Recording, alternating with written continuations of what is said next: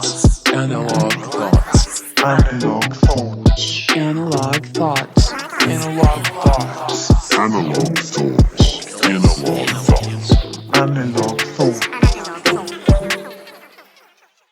Hello. Welcome to Analog Thoughts. I am your host, Steven, aka Mount Analog.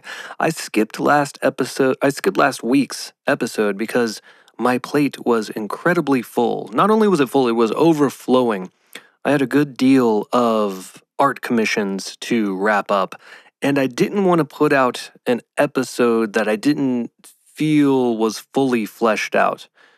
These episodes take a decent amount of research and note-taking, and I like to double-check all the facts and information, and I just honestly didn't have time last week to put in all of that work. But we're back. We're back, baby. We're back. With all of that, I just want to say that if you're feeling overwhelmed, sometimes it can be productive to hit pause for just a little bit and take a breath. It's okay to just have days where your biggest achievement was just surviving. And I also wanted to say, you're not alone if you're feeling stretched super thin. I'm here with you. And I think a lot of people are out here with you. Beyond just podcasting, I am a father, a musician, a visual artist, and I have been actively writing a book. Being self-employed is so great, and it is also a lot of work. So I am here with you. I'm taking these breaths with you. We're going to get through this. So just keep in mind, if it feels like you're juggling a lot, and I feel like most people are feeling like they're juggling a lot, prioritize your peace and give yourself grace and give yourself moments to breathe. You don't have to solve every single problem all at once, and you don't have to achieve every goal all at once. It's kind of impossible to do that, even though sometimes it feels like that's the thing we need to do. It can be more productive if you make a list of the things you need to get done. Prioritize those things on that list and then knock them out one by one. That's my advice. That's what I do when I'm feeling excruciatingly overwhelmed. It's list time a lot of times. And then the cool thing about making a list like that is you can physically cross the things off the list. Or if you're doing it on your phone or on a computer, you can you can highlight it and hit that delete button and be like, I did it. It's done. Something about that dopamine rush that comes from checking the things off your list. It's really powerful. And maybe right now, this could be the moment where you give yourself a soft reset. Think about it. Like, what if today is the day where things feel lighter and you feel more clear and you feel more capable? What if it's happening right now? I think it is. Life updates. So at the beginning of these episodes, I like to do a brief life update about just what's going on in my life. I'm going to keep it super brief, but if you want to skip ahead to the actual meat of this episode, if you're like, I came here for cryptids, I don't care about Steven's life. I just want to get right into the meat. I don't blame you for that. But skip ahead to the 10-minute and 13-second mark. Big life update with me is that I've started the swim lessons with Felix. He is having a really great time in the water. He loves the water. He's getting a bit overwhelmed in the classes because there's a lot of singing and a lot of splashing. So there are moments where he gets a little overwhelmed and I have to kind of swim away from the group of kids and we have to collect ourselves and recalibrate. But he's getting used to it and it gets easier and easier, and we're going to keep going and we're going to keep growing with it. And he's honestly getting really good at kicking and learning how to be buoyant. It's really cool to watch him learn all this swimming stuff. As for me personally, like I said, I've been doing a ton of art commissions and I've been super busy with that. I've actually got more that I need to complete, but they aren't on a super tight deadline like the last one I did. So Thank the Lord for that, because I was stressing. I got it done. I got all the stuff I needed to get done.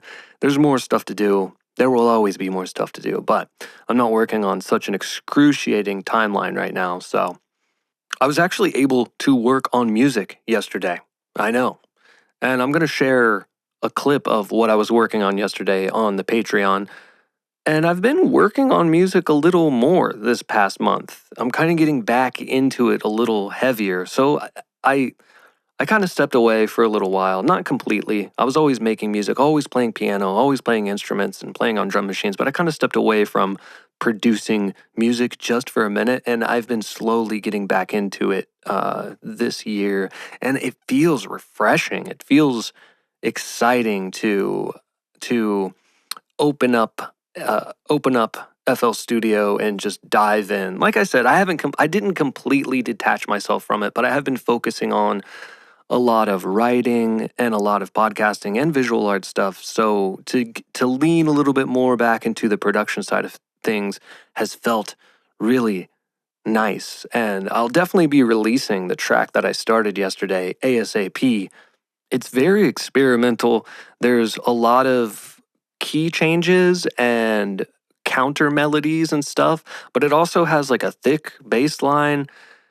It's hard to explain, but I am trying to maintain a level of experimentation with this where it kind of evolves every like 8 measures or so. There's kind of a drastic shift. So we'll see how it goes. So far, it's like a 2 minute long song. I'm going to maybe do like a long orchestral outro and see how that goes, but we'll see. Also, I just wanted to mention if you yourself are a music maker, I've recently come into hundreds of MIDI files. So if you like playing around with MIDI, and if you're interested and you're listening to this, seriously send me a message and I will send you hundreds of MIDI files. Hit me up on any of the socials. I'll see it and I'll send you a link and you can just play around. They're for free. I won't they don't cost anything. I'll just send them your way. Let me know. Hit me up, music makers. Also, I started watching the show Stranger Things, and I know it's at this point it's a really old show, but I never got in there. I just never have, and I don't know why. It's it's totally a style and a vibe that I resonate with, and I haven't checked it now. I haven't checked it out up until now. Like I said, I don't know why. I'm 3 episodes deep and I'm really enjoying it. The reason I started it is because it kind of relates to the book that I'm writing. The characters in my book are the characters in Stranger Things are a little bit younger than the characters in my book, but the vibe is very similar where it's more of a light-hearted horror situation with younger people that are overcoming some grand darkness. And I was like, I need to watch this show because I feel like what I'm making it really has a parallel here. So I've started it. And I know I've talked about my book on the podcast before, and I've said I'm gonna share some stuff on the Patreon, which I have. I actually shared my whole first chapter. But the reason I haven't shared too much more on the Patreon about my book, just in regards to my book, I've been sharing a bunch of stuff over there, but in regards to my book, I haven't shared a ton yet because I've gone back and rewritten most of that first chapter and some of the other chapters. So I don't want to just share and then share something new, share something different. I'm going to refine. I'm actively refining things before I share them again in there, but I do plan on sharing a big chunk very soon. I'm only 20,000 words away from my 60,000 word goal. So it's getting there. The story is honestly, I'd say it has entered the third act and we're reaching some closing points. And I'm getting really excited. It has been a journey. It has been an undertaking of epic proportions that I knew would be really intense, but I didn't anticipate it being as involved as it's being, to balance the tone of the thing, to balance just the plot dynamics and the character developments and the internal struggles mixed with the environmental struggles. It's so many moving pieces, and I've really been enjoying it. All right, so enough of my brain puke. If you've been listening, we're probably hitting close to the 10-minute mark, if not past that. I appreciate you listening to to my life updates and what's going on with me.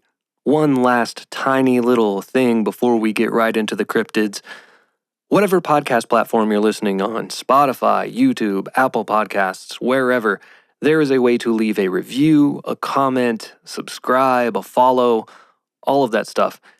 If you're enjoying the show and you would like to show some support, please consider hitting those buttons. It helps out a ton.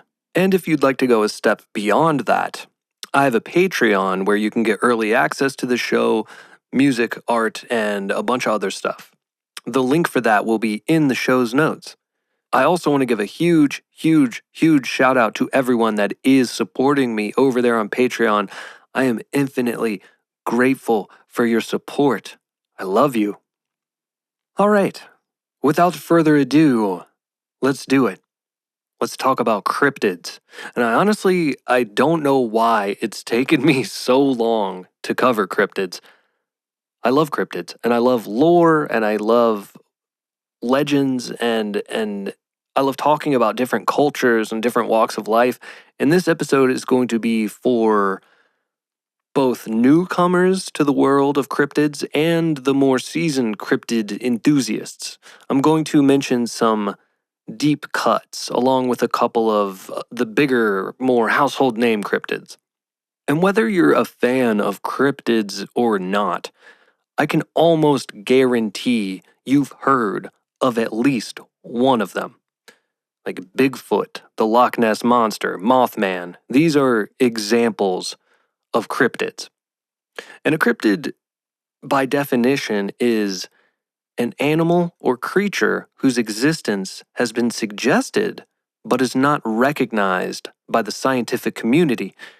The term cryptid actually comes from the Greek word kryptos, which means hidden or secret.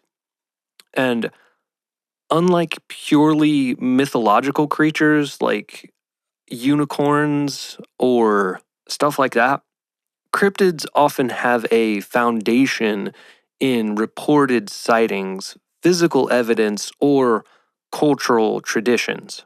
They're not like unicorns or dragons. And then there's the field of cryptozoology, which is the study of these hidden animals. Cryptozoology is in that gray area between folklore and zoology and science and lore. It's kind of like the middle of this Venn diagram where there's this convergence of lore and science. And it's important to understand that cryptids aren't necessarily supernatural beings, though some reports may attribute paranormal qualities to them. They're not exclusively like ghosts or things like that. Many cryptozoologists approach their work with the hypothesis that these creatures could be a variety of different things, like previously undiscovered species, animals thought to be extinct that have somehow survived, known animals misidentified due to unusual circumstances, or cultural interpretations of natural phenomena. And throughout history, some notorious cryptids have eventually been confirmed by science. Like, for instance, the mountain gorilla was once considered a myth before being documented in 1902. And then also, you've probably heard of the giant squid. It was long dismissed as like a sailor's tale, as part of a sea shanty that didn't actually exist until specimens were finally photographed in their natural habitat in 2004. Also, another thing that kind of exists in this realm is the platypus. The platypus was initially believed to be a hoax when specimens first reached Europe. And I can only imagine Seeing a platypus for the first time had to be really weird because it's part duck and part beaver. I would have thought it was a hoax too. And many famous cryptids, even though they reach these huge household names, still remain elusive. Creatures like Bigfoot, the Loch Ness Monster, and Chupacabra continue to generate sightings and debates despite decades of investigation and decades of never truly being found, which I know is open for debate, subject to debate, but there's no specimen that's been brought to the table to the scientific community to say, look, this is it right here. We have it on a table and we can dissect it and analyze it, and it exists 100%. And these more famous examples have overshadowed countless regional cryptids with rich folklore traditions. And that's, to me, and a lot of cryptid people, not that I'm not an expert by any means, I'm just a cryptid fan. I'm in no way an expert or a cryptozoologist, so don't get me wrong here. I am not an expert. I just think cryptids are really cool. But for me, that's kind of what makes cryptids so cool, is how they reflect our relationship with the natural world and the unknown, and how they're intertwined into folklore and lore and these old traditions. They sort of embody our awareness that nature still holds secrets, and that wilderness still contains mystery, and that human knowledge still remains incomplete. So with that framework established, let's venture into our first featured cryptid, one that's far less known than its famous counterparts, but no less intriguing. The first cryptid I want to talk about is the shug monkey of Cambridgeshire, England. Deep in the English countryside of Cambridgeshire lies the small village of Slow Hill. And in Slow Hill, for generations, locals have spoken in hushed tones about a terrifying creature known as the shug monkey. And the name itself is shug, is an old English word meaning demon or fiend, suggesting that this is no ordinary monkey. People have described it as a large, dog-sized creature with the body of a powerful canine and the face of a monkey or ape. And the shug monkey represents a classic hybrid cryptid.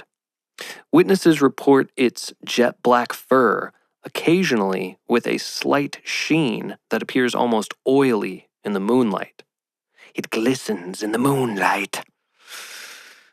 Its most disturbing features are its piercing, luminous eyes that seem to glow with an internal light and unnaturally long, almost human-like hands. The earliest documented sightings of the shug monkey date back to the early 20th century, though local and oral tradition suggests the creature has been known for much longer. And there's this 4-mile stretch of road between the village of Slow Hill and this place called Balsham, and this seems to be the primary hunting ground for the creature.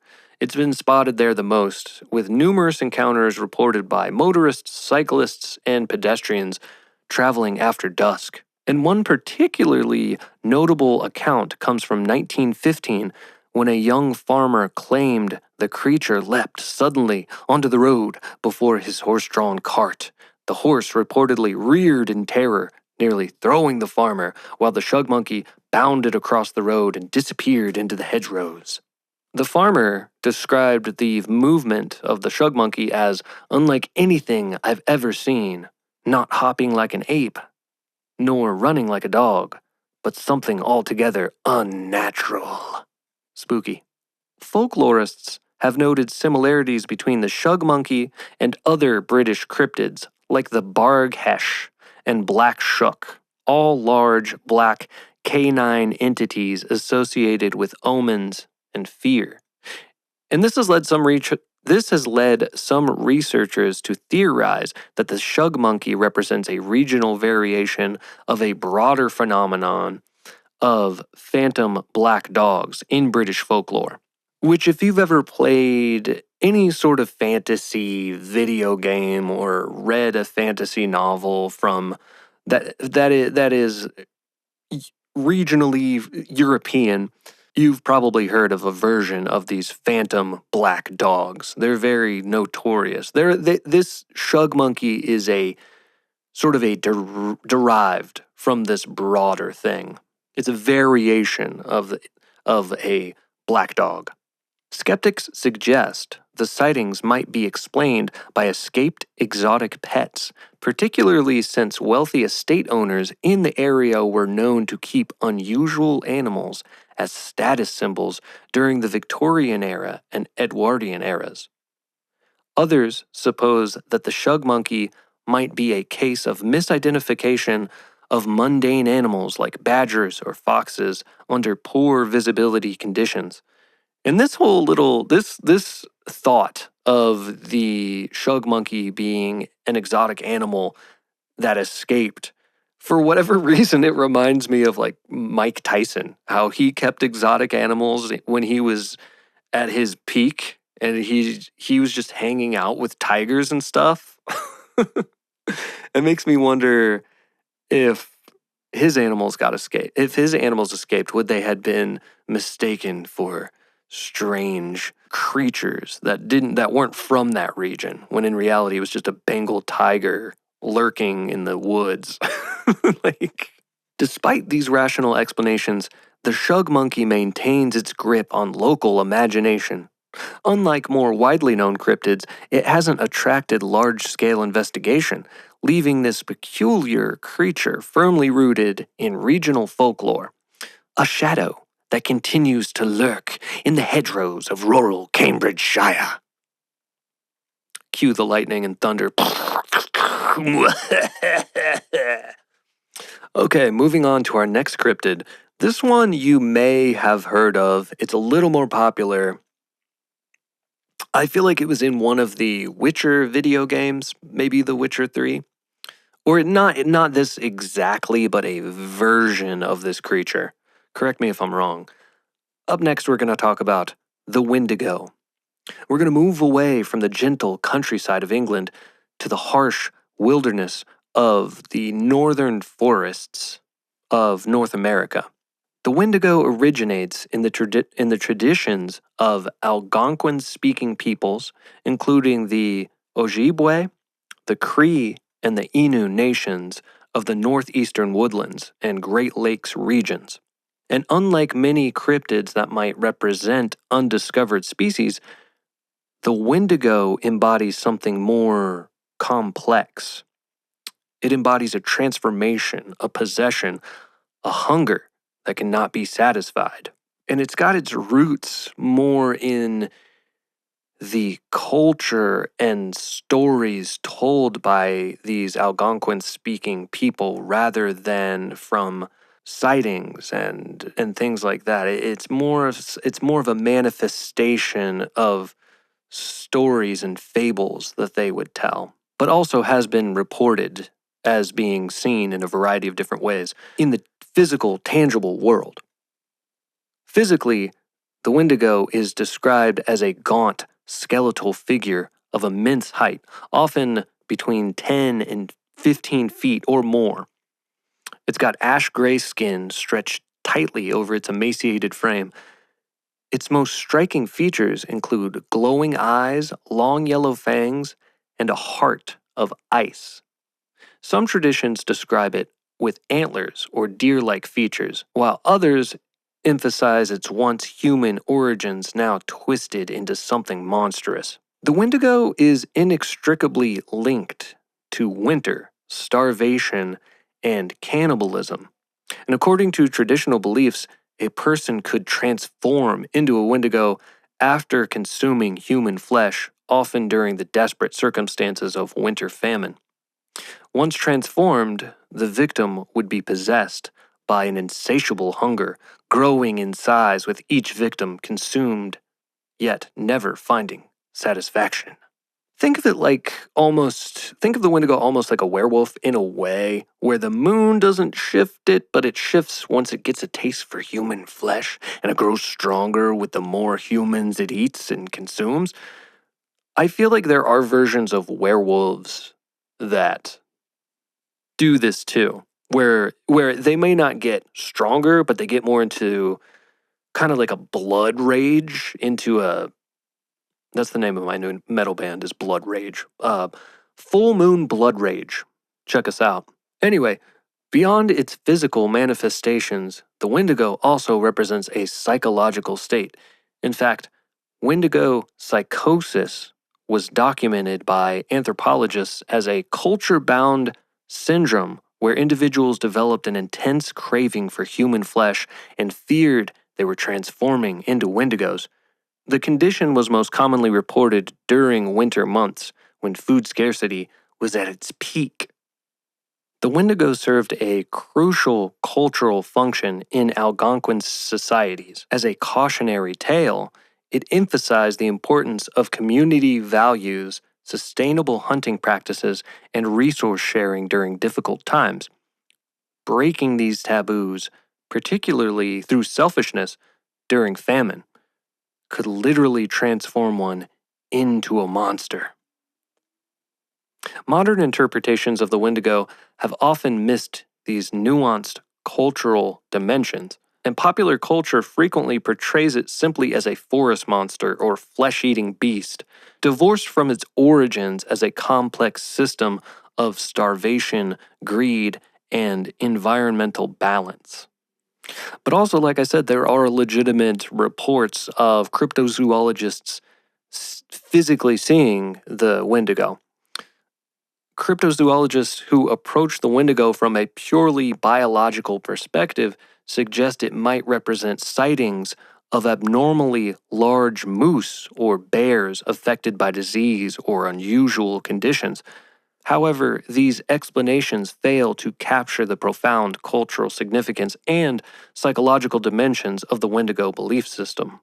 Unlike other cryptids that are pursued with cameras and traps and expeditions, understanding the Wendigo requires engaging with indigenous knowledge systems and recognizing how it embodies environmental ethics and how the culture works on a cohesive social level. The Wendigo reminds us that some cryptids cannot be separated from their cultural context, and that's why I put it on this list. I wanted you guys to understand that cryptids aren't always just a weird creature in the woods or a weird creature in the water. A lot of the times there are deep cultural meanings behind these cryptids and behind their existence. All right, moving on to our next cryptid. Next, I'd like to talk about the Sheepsquatch. Such a cool name, Sheepsquatch. It rolls off the tongue. From the deep cultural roots of the Wendigo, we now travel to the Appalachian Mountains, or Appalachian Mountains, if you will, of West Virginia, where a more recently documented cryptid has captured local imagination, the bizarre and fearsome Sheepsquatch. First reported in the 1990s, the Sheepsquatch represents a new addition to America's cryptid catalog.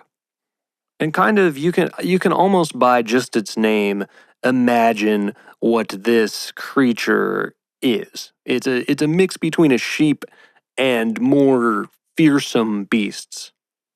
Witnesses describe it as approximately 7 to 8 feet tall when standing on its hind legs, which it does, with a bulky, muscular body covered in wool-like white hair or fur. Its most distinctive features include a long, pointed head resembling that of a sheep, but with sharp teeth more befitting a predator, and eyes frequently described as yellowish or amber. Reports typically mention powerful arms ending in paw-like hands with sharp claws and a distinctive sulfurous odor that announces its presence even before visual confirmation. I feel like if I was a cryptid, I definitely want an ominous scent, an ominous odor to alert people of my presence. I mean, unless I was like a stealth predator or something. If I was a cryptid, though, I think I'd want people to smell me coming. Like, ugh, what is that? Smells like, smells metal, whatever it is. Smells like death. The Sheepsquatch's territory appears centered around Boone, Manawa, and Mason counties in West Virginia, with particular concentration in the dense forests near the Kanawha River. This region's isolation and rugged terrain provide ample hiding spaces for any undiscovered species. So they're out there. They're out there in the cut. They're out there deep, deep in the cut. And who knows? I like to think personally, it's kind of the ethos behind all of cryptozoology and I mean, not behind all of it, but behind all of the science, more science-based aspects of cryptozoology is that there are regions of the world that we haven't explored that could be host to different kinds of life that we just don't know about. That's the really, truly exciting part about the physical, scientific side of this. Is that is just true. We find new species of things all the time. So Sheepsquatch may be out there. One of the most compelling incident reports comes from 1994 when a group of campers claimed a white, sheep-like creature approached their campsite, walking upright on its hind legs. According to their account, the creature observed them for several minutes before apparently losing interest and retreating into the forest. The witnesses described feeling frozen with fear during the encounter, noting that even their dogs seemed too terrified to bark. Some of the pictures of this thing that I've seen, it has, not all the pictures, but a good amount of them, they have these almost ram horns that come up. It's almost like if you took a mythical fawn and made it a sheep. Does that make sense? Like a fawn, a flute-playing fawn that has the goat legs and stands upright, and the upper half is a human. If you take the human part out and you made it a sheep, it's kind of like that. It's an interesting looking cryptid. All of these are interesting looking cryptids. If you can, give this one a Google. I'd also Google the Wendigo too. Honestly, all of these are just have interesting appearances, and there's some really cool fan art out there. Another significant sighting of the Sheepsquatch occurred in 1999 near the community of Guru, where two fishermen reported seeing a large white creature drinking from a creek. When they accidentally made noise, the creature allegedly turned toward them, revealing an unnaturally twisted sheep-like face before charging into the underbrush. The thing is, the timing of Sheepsquatch's emergence in the 1990s has led some folklorists to view it skeptically as a modern creation rather than a long-standing tradition. However, defenders of the Sheepsquatch point out that many regions have silent traditions, local knowledge shared informally that may predate formal documentation by decades. I remember folklore. I remember there being legends in my hometown of creatures and ghosts, and I feel like every town has their legends. Every town has their stories that are based on tragic things that happened in the past, or indigenous traditions, or hauntings in one way or another. And all of those things aren't documented. Many of them are, but a lot of them aren't. So that's kind of the argument here, that the Sheepsquatch has been existing for a long time. It just hasn't been put into books. And biologists suggest that the sightings might be explained by misidentifications of known animals, bears with mange or unusual coloration, particularly when glimpsed briefly in poor lighting conditions. And then again on this one, Others point to escaped exotic livestock or feral sheep with disease-induced behavioral changes. That's kind of a common trend in the cryptid world, as a lot of skeptics will say, that's just an animal with a disease, or that's just an aging bear, all aging bears look that way, or they'll chalk it up to something natural, which in many cases probably is. In many cases might not be. That's part of the spicy drama behind all this, or just the spiciness of it. It's a full spectrum of diehard cryptozoologists all the way to the other side that are just like, that are people who are extreme skeptics and everything in between. I find having a healthy balance, being somewhere in the middle, able to embrace cryptozoology while also holding an amount of skepticism, and also being able to look at it, to take a step back from it and just celebrate the ideas of all of these creatures and how they're intertwined with our reality in a really cool, interesting way. That's more so the way that I like to look at it. I kind of look at conspiracy theories that way too. Some conspiracy theories obviously are true, and some are obviously very false, but sometimes it's fun just to read them as kind of a fan fiction and celebrate how zany they can be, or how absurd, or how sometimes on the nose, oddly on the nose. But looking at them from a perspective outside of the actual world it's existing in, if that makes sense. Being able to detach yourself from the biology and the tangibility of these creatures and look at them through that lens. Looking at them through that lens can really be enjoyable. I'm going to move on to the next cryptid. For this one, I want to talk about the Jersey Devil. And it takes us back to the dense pine barrens of New Jersey, where for over 300 years, legends have persisted about a nightmarish creature known as the Jersey Devil.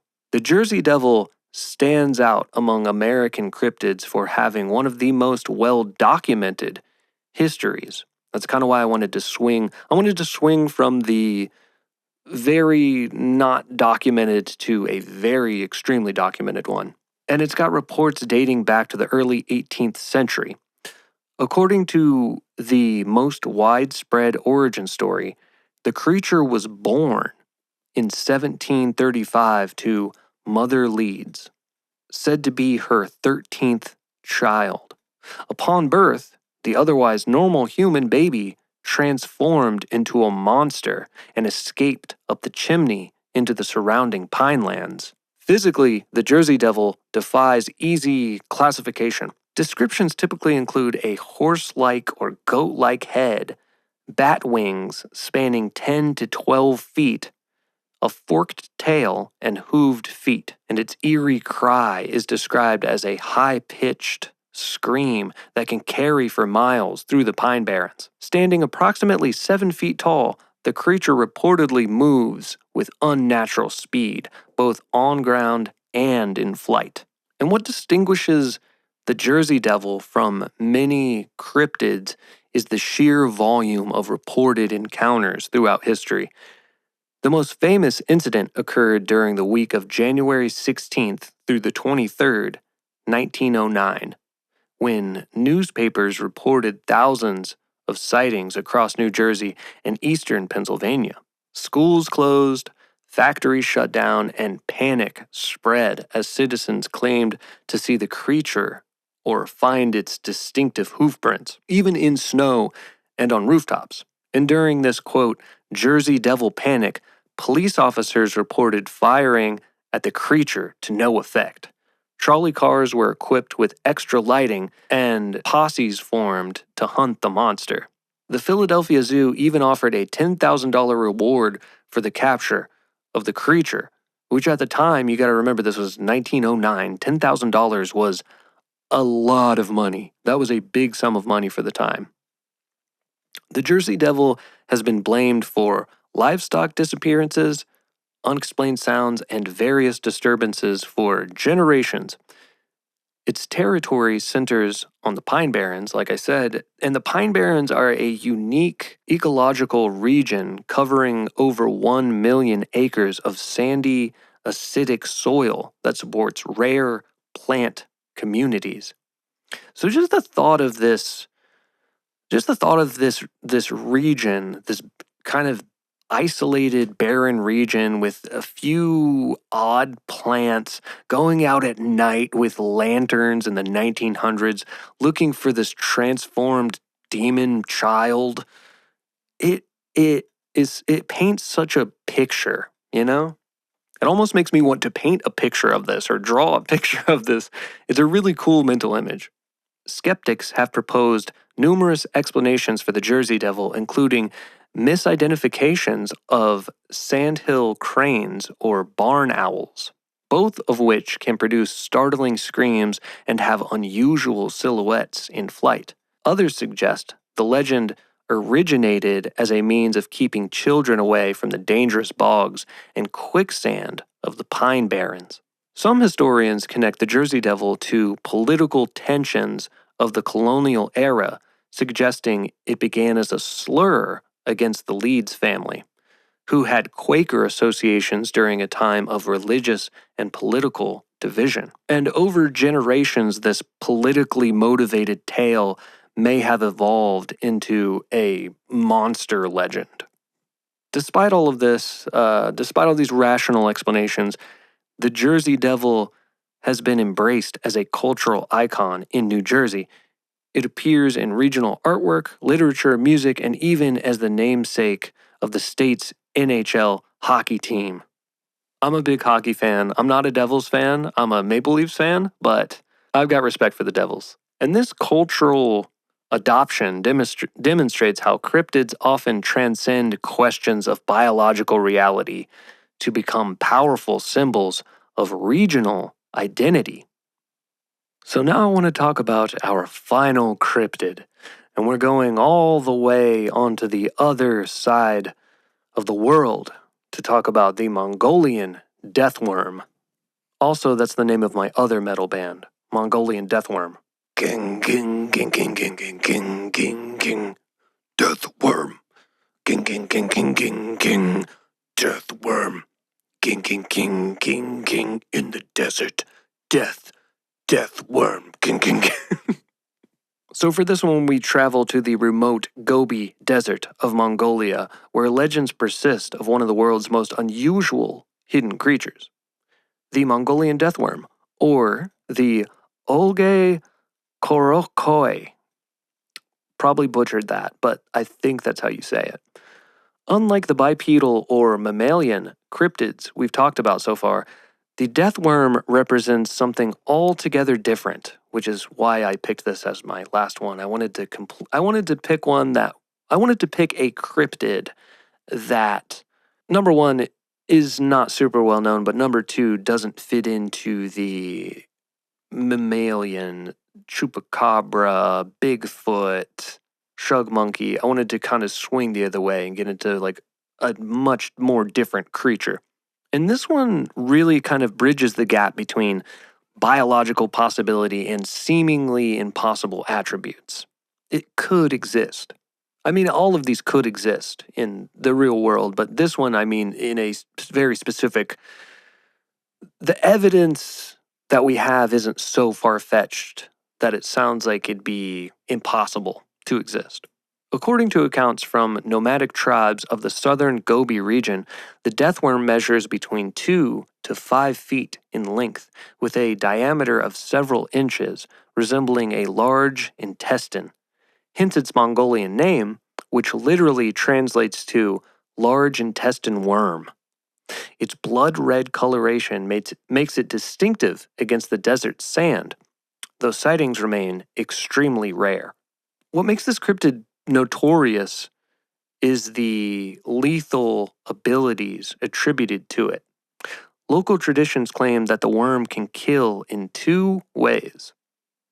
By direct contact, which delivers an electric shock powerful enough to kill a camel instantly, or by spraying a highly corrosive venom that acts like concentrated acid. The death worm reportedly hibernates through most of the year, emerging only during the warmest months of June and July, particularly after rainfall, like most worms. Its preferred habitat is said to be the southern Gobi's most desolate regions. And this takes us back to many of these cryptids are spotted in desolate regions or places that are few tread. Western awareness of this cryptid began largely with the work of paleontologist Roy Chapman Andrews, often cited as a partial inspiration for Indiana Jones, who recorded stories of the death worm during his expeditions through Asia in the 1920s. Though skeptical, Andrews noted the consistency of reports across independent sources. The scientific community has proposed several possible explanations for the death worm. Some suggest it might be a misidentified known species, such as the sand boa, a snake that lives in the region and bears some resemblance to the descriptions. Others point to the death stalker scorpion, which has a painful, though rarely fatal, sting and can be found in desert regions.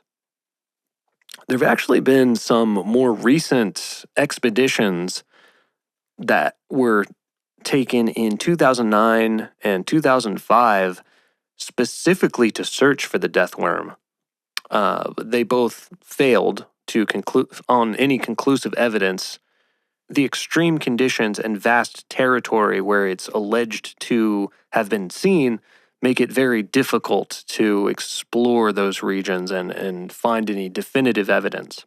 But the Mongolian deathworm serves as a reminder that cryptozoology extends beyond the search for hominids and lake monsters to include a diverse array of unknown species. It also demonstrates how indigenous knowledge systems often contain detailed observations about local ecosystems, even when wrapped in cultural interpretations that may seem fantastic to outside observers.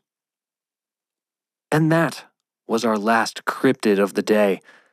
I've got just a couple little more segments before we wrap up the show today.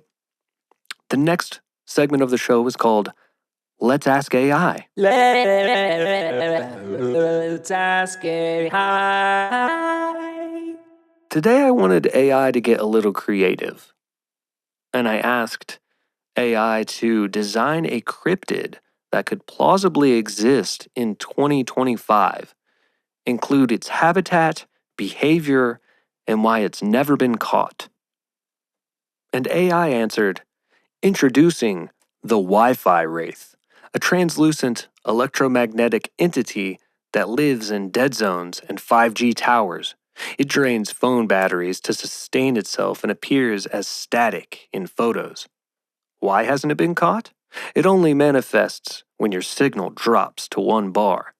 You felt its presence. You just blamed your carrier.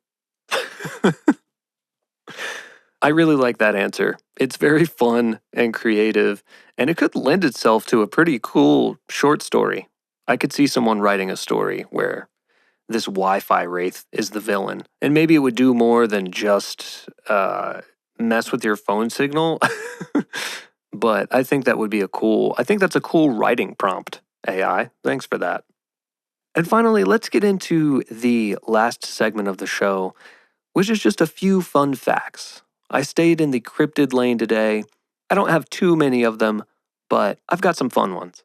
Our first fun fact is that scientific expeditions specifically searching for cryptids have produced unexpected zoological discoveries. While searching for a creature called Mokele bembe in the Congo, biologists discovered several previously undocumented species of plants and insects. And I think that fun fact is really a testament to how we need to keep an open mind about the plants and animals and everything that lives on Earth, because it can lead to really big and new exciting discoveries like this, even if that's not the intended reason for an expedition or exploration. You can find things you weren't even looking for. Our next fun fact is that the US government has officially acknowledged and studied at least one cryptid. From 1957 to 1958, The U.S. Navy funded an expedition to Loch Ness using hydrophone technology to search for unusual sounds that might explain Nessie sightings. Our next fun fact is the study of cryptids has contributed to conservation efforts. Interest in creatures like the Tasmanian tiger has led to increased habitat protection in areas where cryptid populations might potentially exist. So this is another net positive that we get from the cryptozoology world. Think of it like we don't know what's over there. There might be things over there. There are probably things over there. Don't mess up the wilderness over there. You're gonna trample over Bigfoot's home. You're gonna pollute Nessie's water. What are you doing? And our last fun fact is all about the sort of filing system that cryptozoologists use. Just like other areas of biology and science, they have their own system of categorization. Cryptozoologists distinguish between different types of cryptids, including Lazarus taxa, which are animals believed extinct that may still exist, disparate primates, unknown ape or humanoid creatures, living dinosaurs, prehistoric animals that supposedly survived extinction, mystery cats, unexplained big cat sightings outside their known range, lake monsters, unknown aquatic creatures in inland waters, and there are many, many more. Those are just a handful of the categories. And that wraps up our fun facts, the final segment of the show today.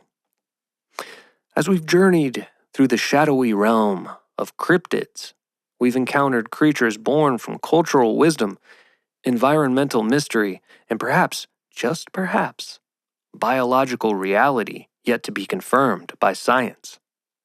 Whether you approach these stories as fascinating folklore, psychological case studies, or potential zoological discoveries, cryptids remind us of something essential. Our relationship with the natural world remains incomplete. They embody the humility of recognizing that despite our technological advances, nature retains secrets and surprises. And from the fog-shrouded roads of Cambridgeshire to the wind-swept Gobi Desert, from Appalachian hollows to the frozen northern forests, these creatures persist in our collective imagination and just possibly in reality's hidden corners. Like I said at the top of the show, don't forget to leave those ratings, reviews, comments, subscribes, all that jazz. Again, the link to my Patreon is in the show's notes as well. I'll see y'all next time, and until then, remember to check on your mental health and remember to check on the mental health of your loved ones. Bye.